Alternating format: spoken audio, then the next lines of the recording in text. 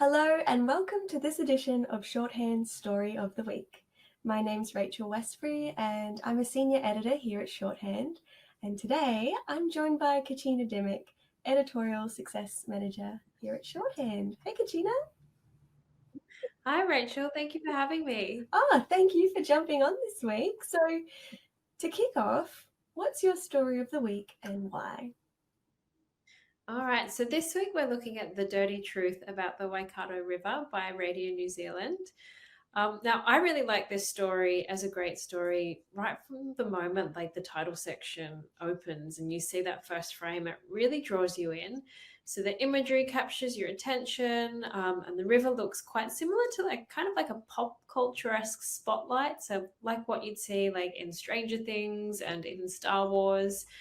And then at the bottom of that section, the spotlight and the river widens. So it naturally kind of draws your attention in and lures your attention to the bottom of the frame. So it's a really clever way to entice readers to scroll.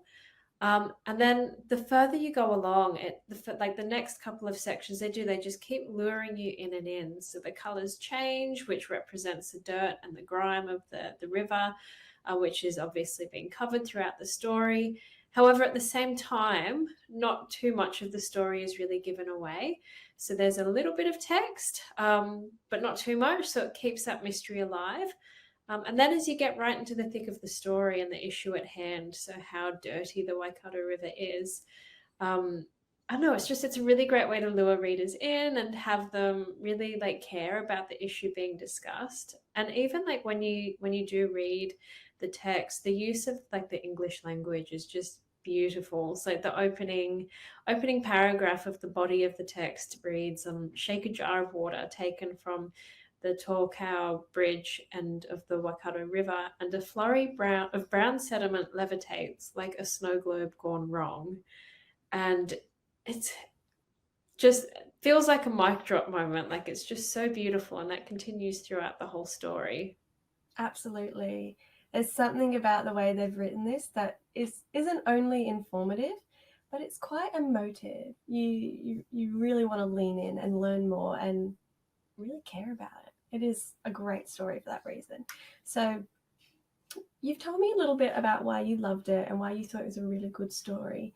But from your perspective, why is this a good shorthand story? What technical elements stood out to you from this piece? Yeah, and that's a great question. And I should have also actually prefaced at the beginning. I'm so sorry if I butchered any of those pronunciations. um, but as to why this makes a good shorthand story, kind of like as mentioned in the previous question, it's that luring nature of the opening that really draws readers in and captivates them. But then further down the story, there's a great use of the reveal section, so showcasing the movement of the phosphorus and the nitrogen through the river. And then the title text throughout kind of mimics the opening of the story as well. And as you keep going, we see more great use of the reveal section again, showcasing different images and maps of the river. And it's a really great and thoughtful way of engaging readers and encouraging them to take action and to care, which is no easy task. However, they've definitely, Radio New Zealand have proven that it's not impossible. And they've demonstrated this really, really well throughout the whole story. And they've done that really by thinking outside of the box and drawing inspiration from pop culture imagery. And through that, they've been able to create a story that really moves readers to action, which in this case is caring about the Waikato River. Amazing. Well, Kachina, thank you so much for joining me for this shorthand story of the week and helping celebrate this amazing story by Radio New Zealand. Cool. Thank you. A really big congratulations to all the team again at Radio New Zealand on bringing this story to life. You've done an absolutely amazing job. And as Kachina said, I think you're going to make a lot of people care about the beautiful Waikato River and getting it back to how it should be. So I hope that you enjoyed watching, everyone, and found some inspiration for your next story. And until next week, happy storytelling.